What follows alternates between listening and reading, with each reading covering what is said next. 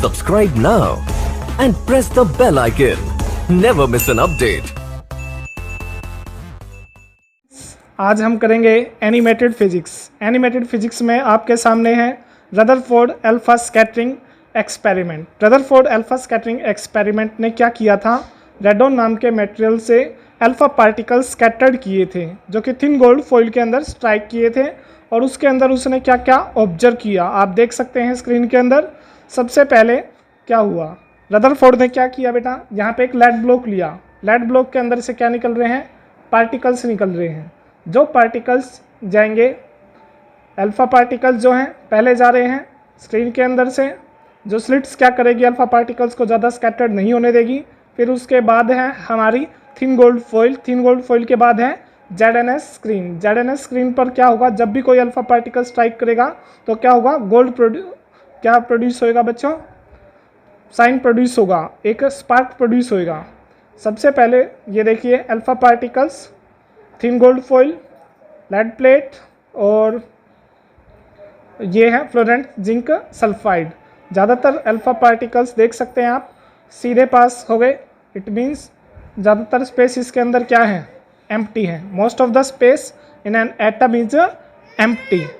और कुछ पार्टिकल्स क्या हो चुके हैं बच्चों, बैंड हो चुके हैं। कुछ पार्टिकल अगर बैंड हो चुके हैं इसका मतलब क्या है, कुछ पार्टिकल बैंड होने का मतलब है कि सेंटर के अंदर कोई हैवी बॉडी है। देख सकते हैं आप ज़्यादातर पार्टिकल कैसे चले गए, स्ट्रेट चले गए। जब हम उसको जूम आउट करके देखते हैं थिन गोल्ड फॉइल को तो देखते हैं ज़्यादातर पार्टिकल कैसे चले गए, स्ट्रेट चले गए।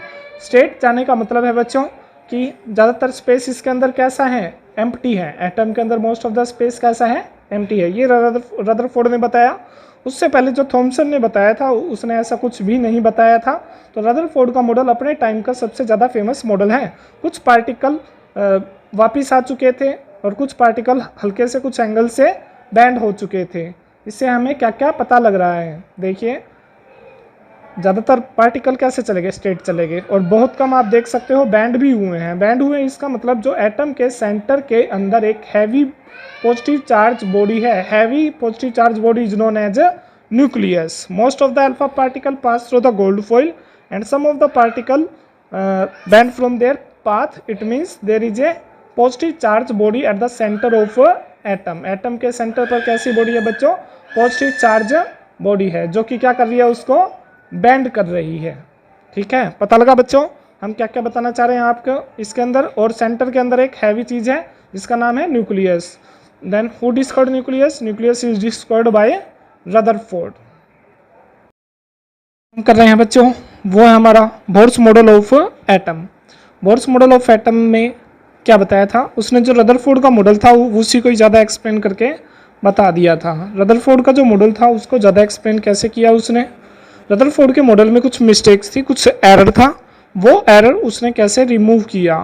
नील बोर ने क्या किया, उसने क्या किया, जो रदरफोर्ड का जो एटॉमिक मॉडल था उसी को ही क्या कर दिया उसने, इम्प्रूव कर दिया। रदरफोर्ड के मॉडल को उसने कैसे इम्प्रूव किया, रदरफोर्ड के मॉडल में कुछ लिमिटेशंस थी, जैसे कि जब भी इलेक्ट्रॉन न्यूक्लियस के अराउंड रिवॉल्व करता, जब भी इलेक्ट्रॉन किसके अराउंड रिवॉल्व करता, न्यूक्लियस के अराउंड रिवॉल्व करता, तो उसने बताया कि वो एनर्जी लूज करता है। Electron revolve around nucleus and it loses some energy, और इस एनर्जी लूज के कारण ही वो क्या करता, इलेक्ट्रॉन जाकर न्यूक्लियस के अंदर ही गिर जाता। ऐसा कि किसने बताया था, रदरफोर्ड ने। रदरफोर्ड ने बताया कि एटम अनस्टेबल है, लेकिन बोर ने क्या बताया कि एटम कैसा है, स्टेबल है।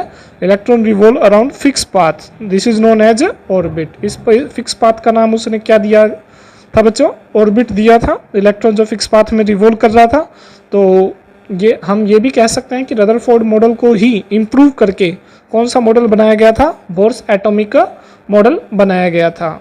उसने क्या क्या बताया, उसने वैसे तो ये भी बताया था कि जो इलेक्ट्रॉन है एक लेवल से दूसरे लेवल में इलेक्ट्रॉन जंप करता है।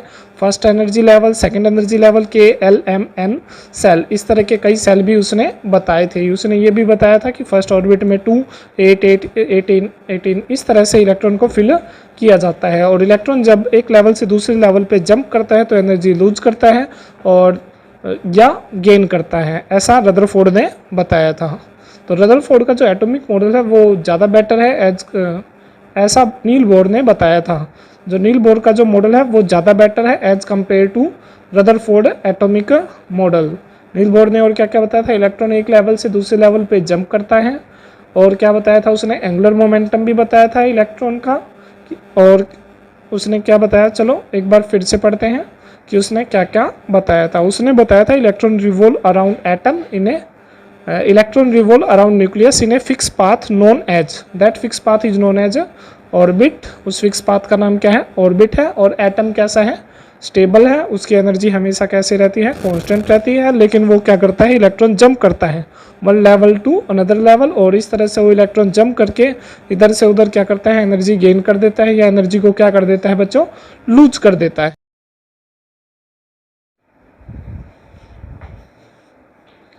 नेक्स्ट जो हम कर रहे हैं बच्चों वो 3D मॉडल ऑफ एटम है हमारा। 3D मॉडल ऑफ एटम के अंदर हम कर रहे हैं इलेक्ट्रॉन, जैसा कि आप देख सकते हो इसके अंदर इलेक्ट्रॉन रिवॉल्व कर रहा है न्यूक्लियस के अराउंड 3 डायमेंशन वे में, और इस 3 डायमेंशन पाथ का नाम है बच्चों ऑर्बिटल। क्या नाम है बच्चों इसका, ऑर्बिटल।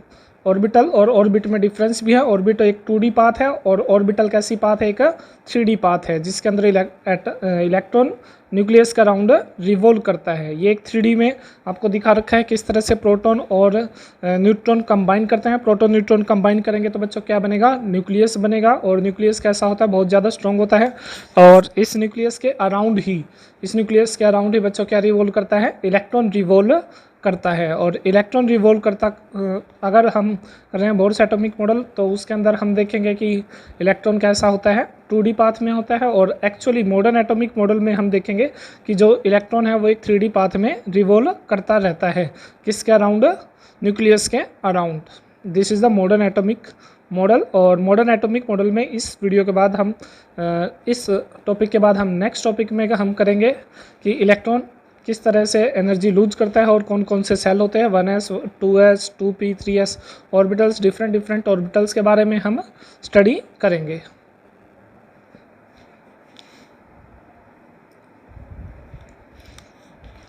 अब हम कर रहे हैं बच्चों नेक्स्ट जो हमारा है इलेक्ट्रॉनिक कॉन्फ़िगरेशन, ऑर्बिटल किस तरह से फिलअप किया जाता है। सपोज करो हाइड्रोजन का मॉडल है, हाइड्रोजन के मॉडल में क्या होगा, एक इलेक्ट्रॉन आप देख सकते हो न्यूक्लियस के अराउंड रिवॉल्व कर रहे हैं। एक इलेक्ट्रॉन जब न्यूक्लियस के अराउंड रिवॉल्व करेगा तो ये हो जाएगा हमारा ओनली 1s, हाइड्रोजन की इलेक्ट्रॉनिक कॉन्फ़िगरेशन आ जाएगी हमारी। और इस तरह से जैसे हम, और इस ऑर्बिटल की शेप कैसी होती है बच्चों, स्फेरिकल होती है। फिर अगर हम बढ़ेंगे हीलियम की तरफ, तो हीलियम में आ जाएंगे हमारे पास 2 इलेक्ट्रॉन, और 2 इलेक्ट्रॉन आ जाएंगे तो भी शेप कैसी रहेगी, स्फेरिकल ही रहेगी, क्योंकि ये हो जाएगा 1s2, और s ऑर्बिटल की शेप कैसी होती है बच्चों, स्फेरिकल ही होती है।